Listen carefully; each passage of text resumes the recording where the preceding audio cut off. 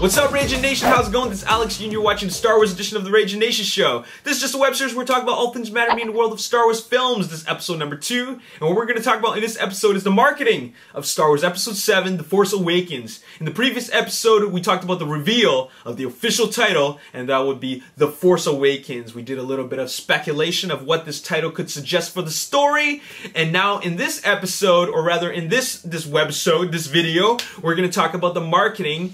And some of you guys might be thinking, what is there to talk about? What is there to talk about with regards to the marketing, considering that the movie is more than a year away from its release? The movie comes out in December of 2015. There's an entire year, okay?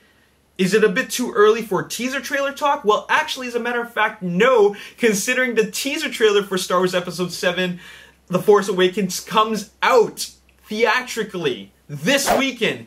This is a bit of a big surprise. I mean, there was no lead up to this. This was just like, boom, it's here. And you know what? This weekend is not that far away. So I have posted a link on the description box below where it lists all the theaters that will be showing this 88-second teaser trailer for Star Wars Episode 7, The Force Awakens.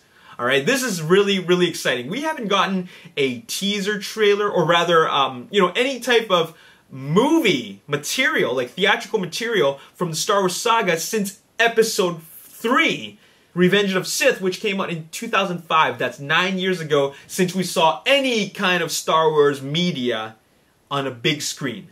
This teaser trailer is going to be really, really exciting, and I'm curious what J.J. Abrams is going to give us. So if you want to know where you can see this movie trailer, chances are if you're watching a movie this weekend, you're going to end up watching it. Alright? And eventually, of course, it's going to show up online, and man, it's going to break the internet, okay? It's going to be huge. And so, yeah, that comes out this weekend, which is actually quite surprising considering the fact that another big movie, let's say, for example, Transformers Age of Extinction, they didn't have their first theatrical marketing until the Super Bowl TV spot, which was basically 5 months before the movie's theatrical release. So, that's not a whole lot of time. Disney and Lucasfilm are giving it a whole year to market this movie and get the ball rolling with the hype machine. So, they want this movie to open big, and it should open big considering it is a Star Wars Episode 7, or Star Wars film, directed by J.J. Abrams. You know what I'm saying? It'll be 10 years since Star Wars fans have been treated to a Star Wars film. So this is all very exciting, and I think that the phenomenon that Episode 1 created will be relived again. Maybe not to that huge extent, but it will be, breaking some records, especially at the box office, alright? So that's what's happening. And, well, now, what I'm going to talk about in the rest of this episode is the Star Wars spin-off. Now, if you guys don't already know, there are Star Wars spin-off movies planned outside of this new trilogy. Episode 7, Episode 8, Episode 9. The Star Wars universe actually expands just as much as the Marvel Cinematic Universe. This is Disney we're talking about, which owns Marvel Studios, which now owns Lucasfilm. So they're actually going to apply the business model, which is the shared cinematic universe business model to Star Wars.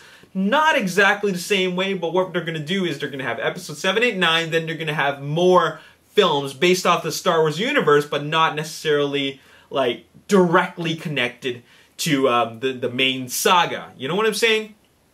So apparently these Star Wars spin-off films can happen anywhere in the galaxy at any time. In fact, as a matter of fact, some of these spin-off films could take place, during the prequels, during the main trilogy, or even during 7, 8, and 9. Alright? So the big question is, what is the first spin-off going to be about? Now, if you don't already know, the first spin-off is going to be directed by Gareth Edwards, who directed Godzilla, and who will also be directing Godzilla 2 for 2018.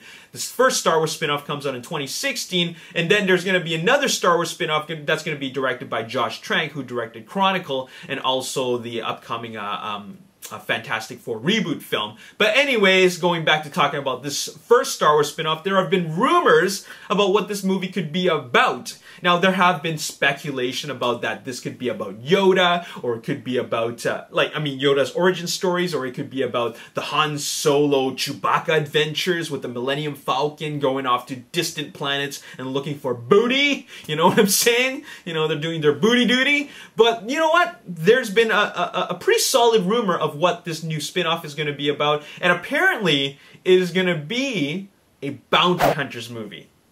That sounds pretty cool, okay? Now, in Empire Strikes Back, they introduced the idea of, or rather concept of bounty hunters, and with the introduction of Boba Fett and Dengar and Bosk and I'm trying to think of some of the other ones, but I can't remember who they... IG-88, and there's another guy. I forgot. I think there's maybe one or two more. But anyways, that's who I can remember. So, you know, who are these guys, and where did they come from? Now, I don't know exactly if they're going to use these bounty hunters per se, but I believe that if they don't use these bounty hunters that I've mentioned, they are at least going to have them in the background, or will at least mention them in one way or another, whether they are in the background or whether they mention their name, or whether that these bounty hunters are controlled by or commanded by Boba Fett or Jango Fett or you know, any of the other guys that I mentioned. You know what I'm saying? But apparently the plot is the rebels hired these bounty hunters to steal the Death Star plans. Because if you remember Episode 4, A New Hope, how did the Rebel Alliance get the plans for the Death Star? How did he get them? Alright? So this is kind of cool to know that there could possibly be a story which goes back in time, which connects to A New Hope, talking about how they even got these Death Star plans. So, you know, at the end of the day, we're going to know how it ends, because they end up successfully getting the Death Star plans. But the big idea behind this whole spin-off concept is how they get there. And I'm sure it's going to be an adventure, and I'm sure they're going to make it into, you know, they're going to have a lot of Star Wars elements. Of course, all the space travel and space battles, you know, like maybe not lightsaber battles, but I'm sure there will be mention of Jedi. All right, and there's going to be a whole lot of Star Wars, or rather prequel and main trilogy Easter eggs in there, okay? So that's going to be really exciting. And you know, one thing about movie rumors is that, you know, there's a lot of rumors out there, you know, for all kinds of movies, but there's a way that, based on how it sounds, you know whether it's legitimate, and you know what is going to be just a fake rumor that somebody created, okay? In fact, most of the rumors that have come out about major films, whether they be Star Wars or Marvel films, turned out to be true.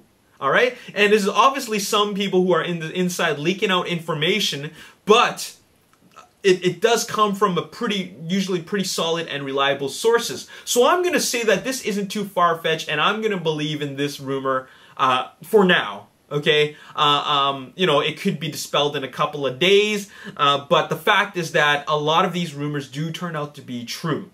I mean, there have been a lot of casting rumors where they say that so-and-so is going to play this part, and it's turned out to be true.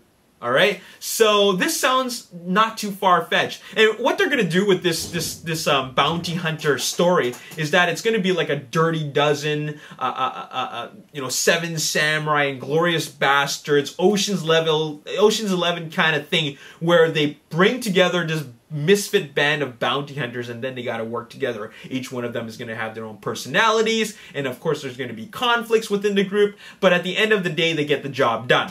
All right, so that sounds pretty cool. I really like that concept, and I think that if they can, you know, if they do it right, it can be a really, really good movie.